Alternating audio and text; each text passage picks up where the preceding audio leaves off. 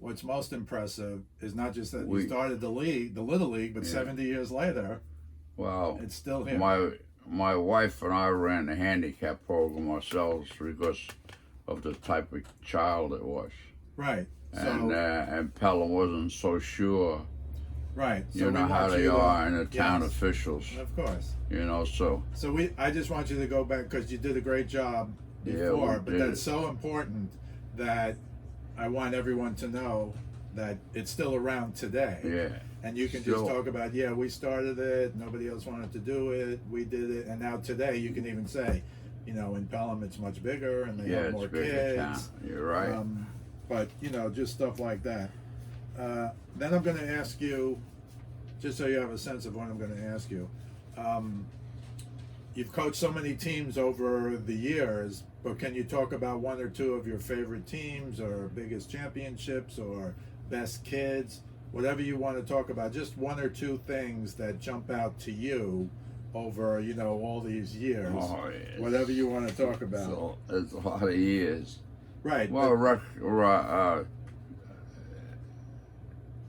it all started because I wanted to be a school teacher. right. I want to you, be a, you you did know a great that job part. with that. Yeah, no, And, you did a great job.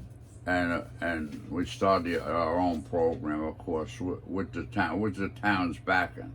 I wouldn't go without the town's backing. Right. And like I said, it's grown now. Now it's still in existence, Right. and it's run by town employees, and they work with the county too now a lot. See. Okay. And that's I got them into that county deal. Right.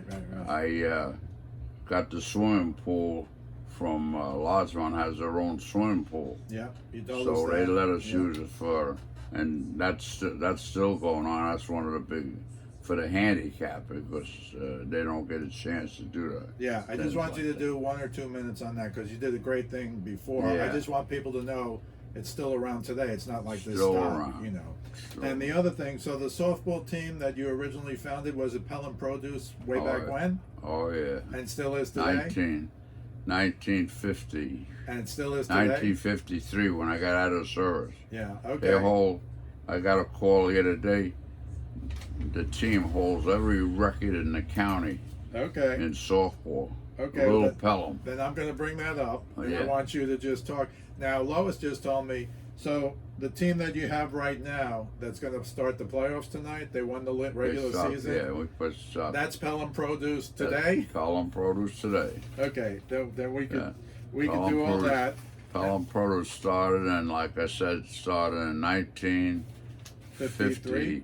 Yeah, Okay. when I got out of the service. So we'll do that. I want you to talk a little bit about the farm because you didn't talk Oh, yeah. much about it last Yeah, time.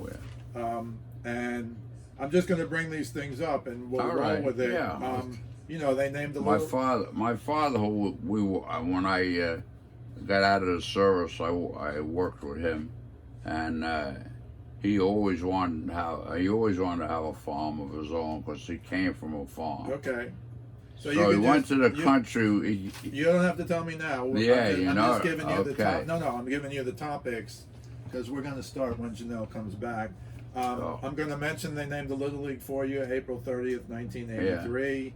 And then I want you to talk a little about the Don Bosco tournaments because I Oh, guess yeah. they were for years. So I'm just going to raise these subjects for you and then you can Okay. just go off. Sure. Let me see if I can find her. Had that girl come and talk with me.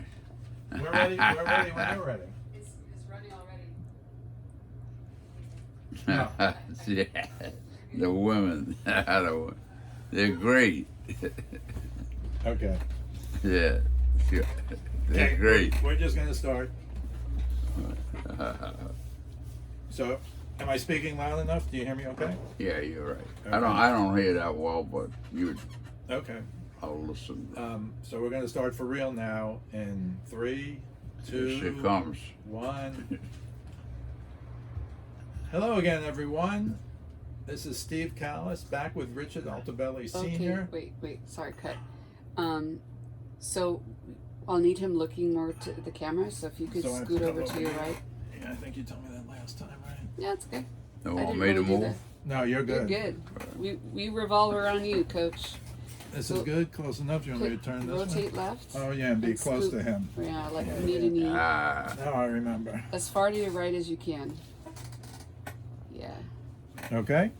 beautiful. Much better. Okay, Coach. You hear me? Okay. Great. Okay, hang on 1 second. Let me lower this a bit. You want to put like a thing that we're starting like actual taping, or you got the time of that? Yeah. That's about 5 minutes, so I'm gonna do the hand thing.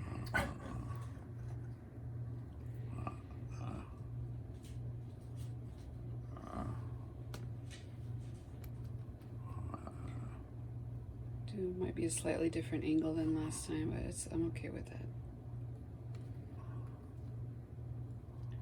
And he's sitting all the way back in his chair, so load the hat. Okay, so we're at 6 minutes. You're good to go.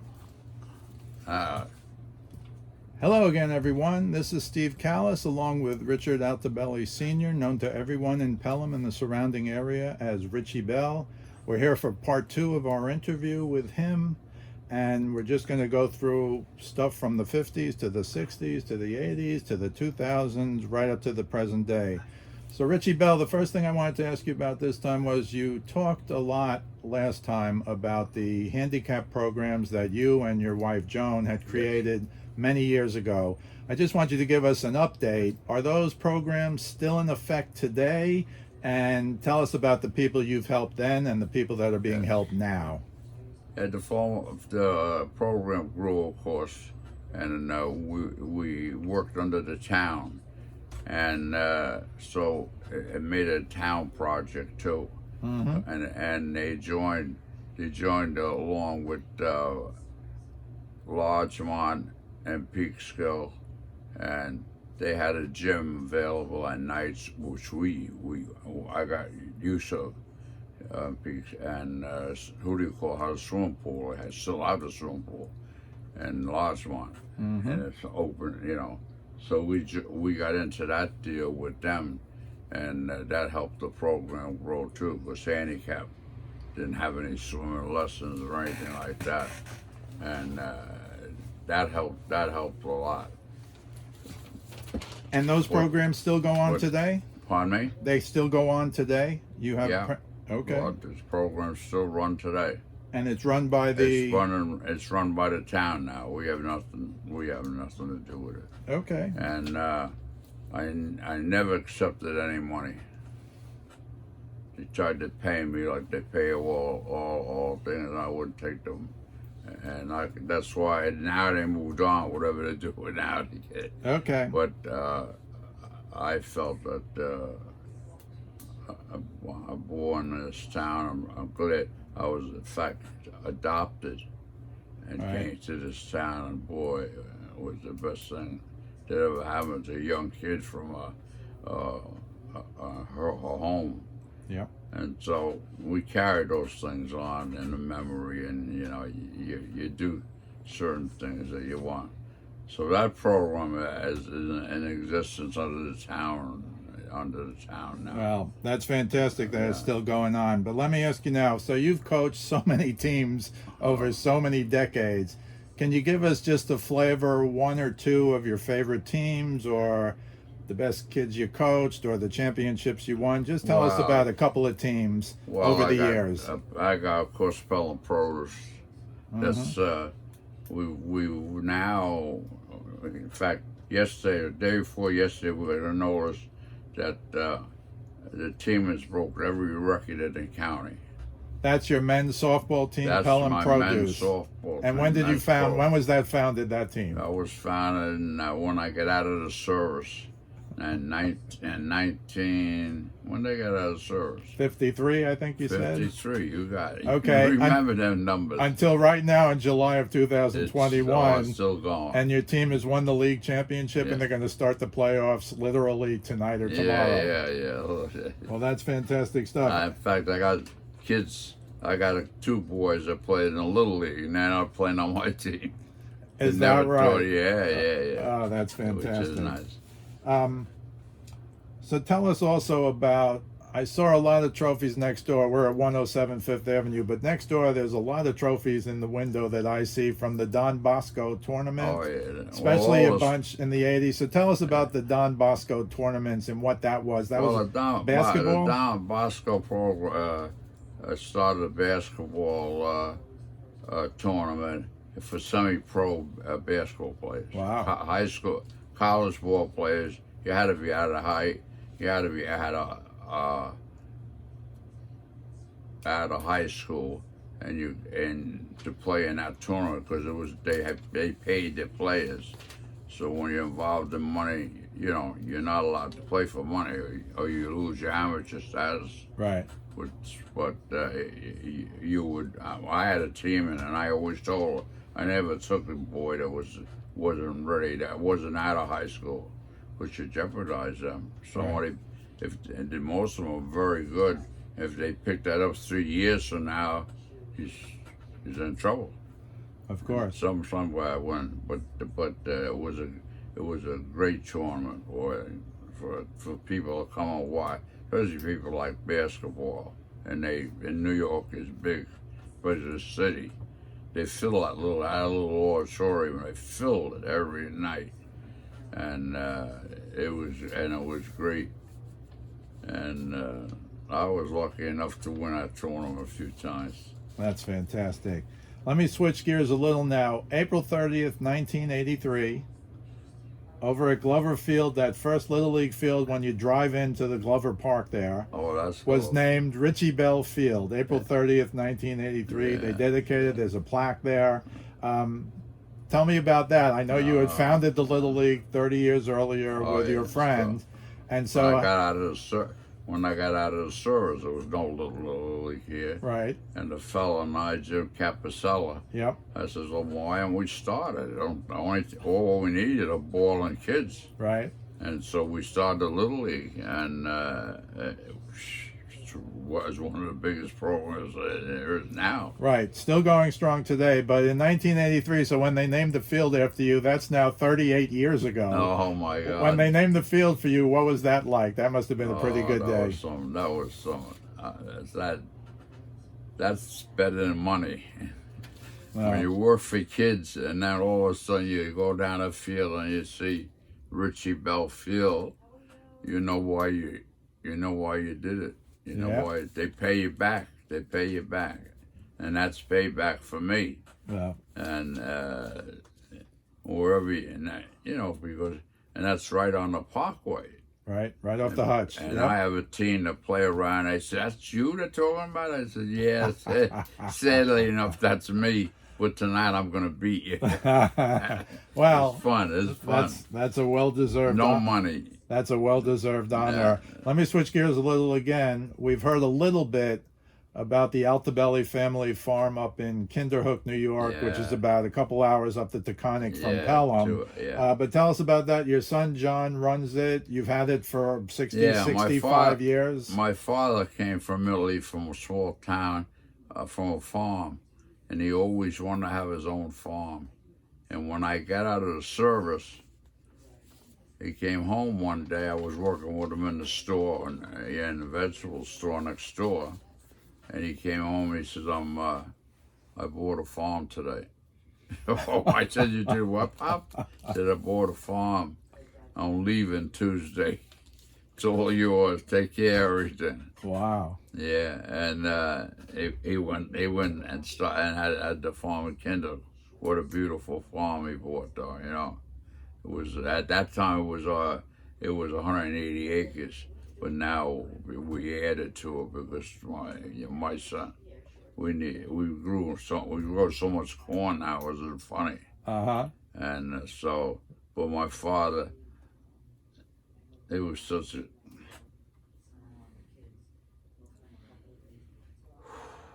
Okay. He was such a great guy Yep. and didn't like sports. And that's all I did. But he never said a word, so it was great though. So the farm, that's how it started. And he went, and he was up there. And the only time he called me when he had some extra stuff to get rid of, he says, I got some. Can you? I'll send it down. You sell it.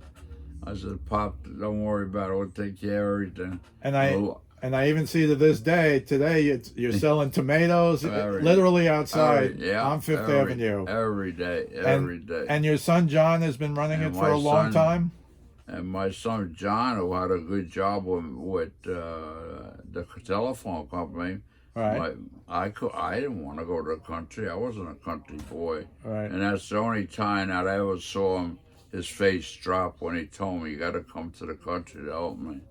I says, "Pop, you know I can't come to the country. I'm in sports in Pelham, and you help me down there a lot just by watching the store, and I just can't leave."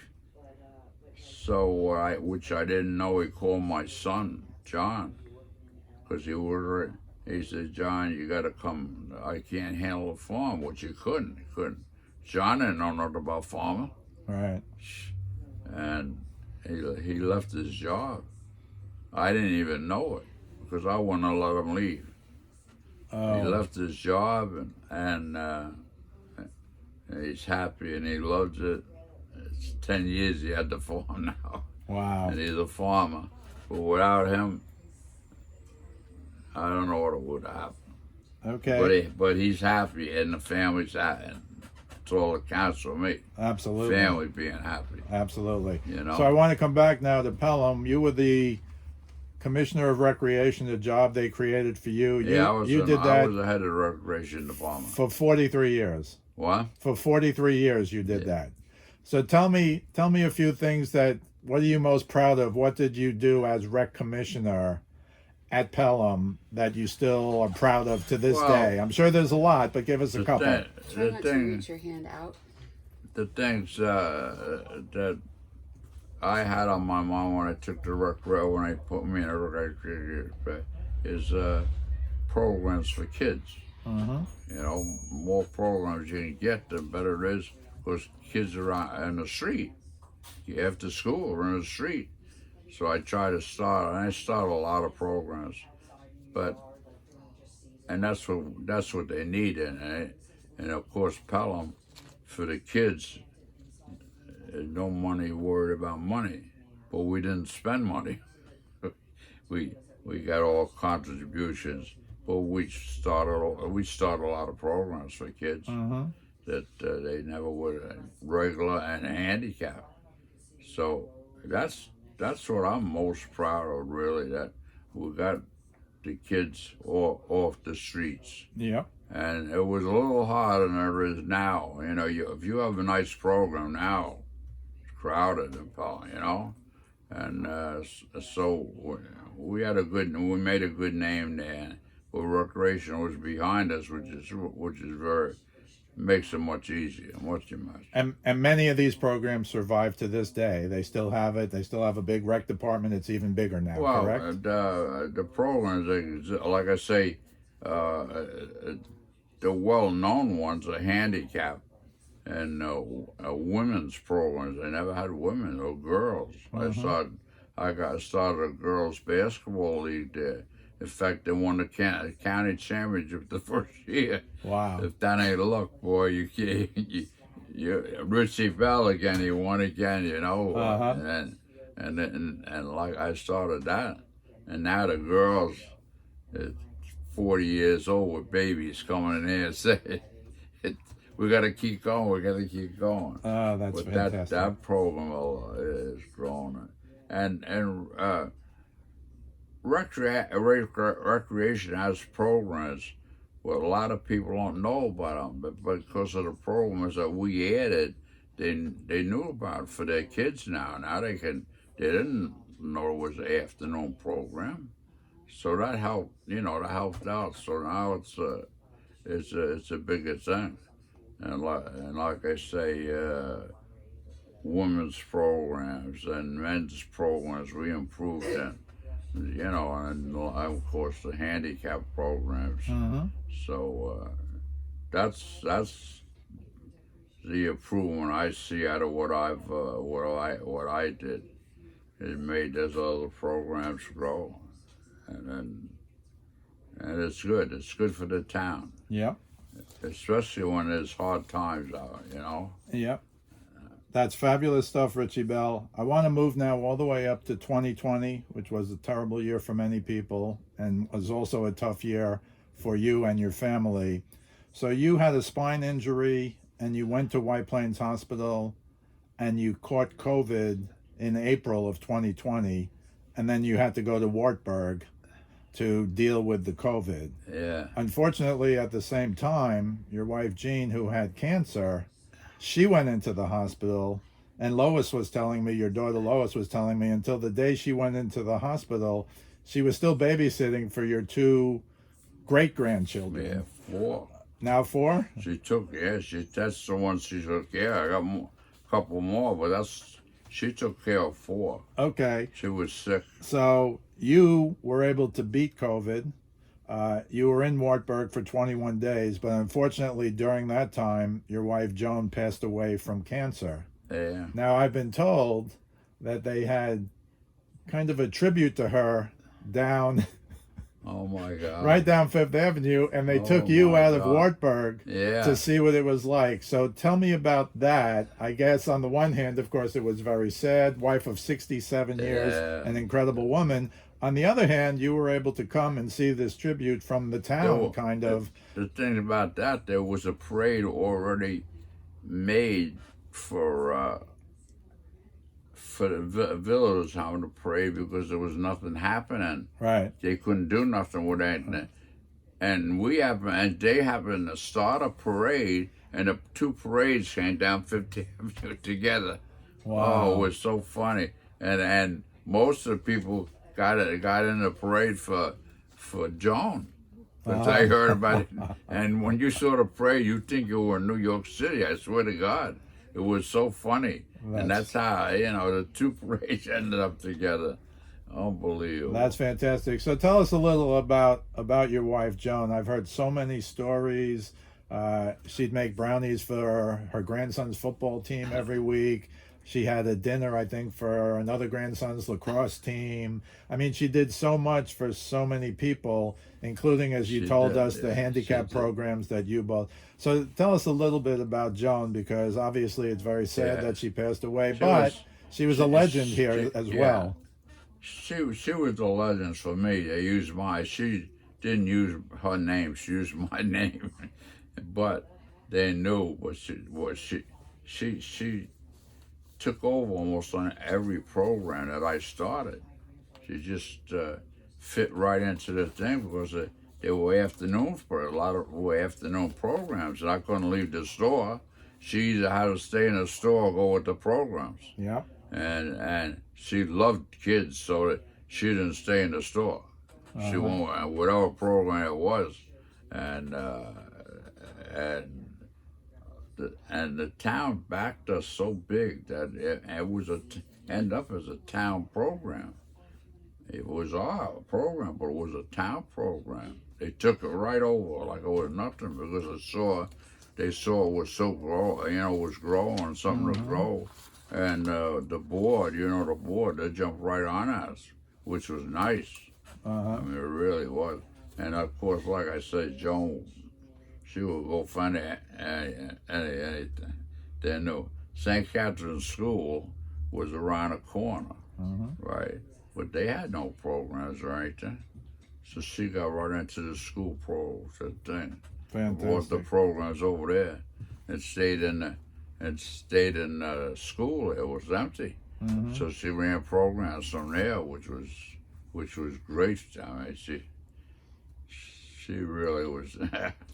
She was something. So your daughter told me your wife was the class mom for not only her children but her grandchildren. Right. That she helped the Girl Scouts. Oh, That she man. did so many things, For the especially, grandchildren. Oh, she couldn't. They were her thing.